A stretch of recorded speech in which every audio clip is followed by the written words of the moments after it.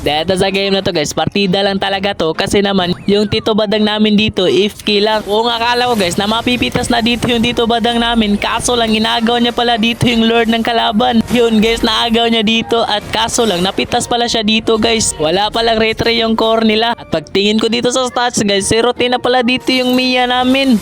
Lala no? Ang ganda na pagka-P3 dito ni Kadita guys kasi naman nahuli na dito yung dalawa. Sabay pinalo up ka agad dito ni Tigril. Muntik pa nga ako dito mapipitas ni Boy Hilkert. Pitas ko dito si Boy Aldo guys. Tingnan nyo naman kasi pinasok na kaagad ako dito ni Boy Hilkert. At napitas ko dito si Boy Hilkert guys. Triple kill na nga pala ako. May minyak ko na sana to guys. Kaso lang low HP pala ako dito. Kaya hindi ko talaga na minyak si Hanabold. Luwapan kaagad dito ni Boy Tito Badang. Kaya napitas namin dito si Hanabold. Ang ganda na pagkabangga dito ni Kadita guys. Kasi naman nahuli namin dito yung dalawa. Sabay follow up dito kaagad ni Tito Badang. At lapitas namin dito yung Junson nila. I-chick bush ko sana. Kaso lang wala pala talaga dito si Aldog. Kaya naglo-lord na agad ako dito guys. Baka nag-enjoy na kayo sa video ko guys. Baka hindi pa kayo nakapollow sa aking page. Pakipindot lang guys. Kit isa lang.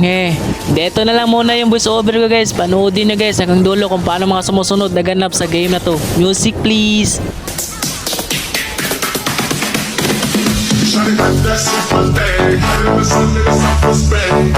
As soon as I walk through the door, I started to take a lane. The way she jumping on that thing, got me wanna spend my body on her.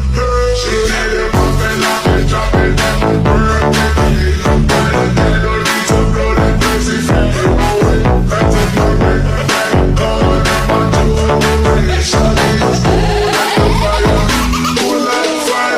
Like on that one, shawty fire burning on the dance floor. Whoa, I gotta cool her down. She won't bring the beat to ground on the dance floor. Whoa. That I know they know that I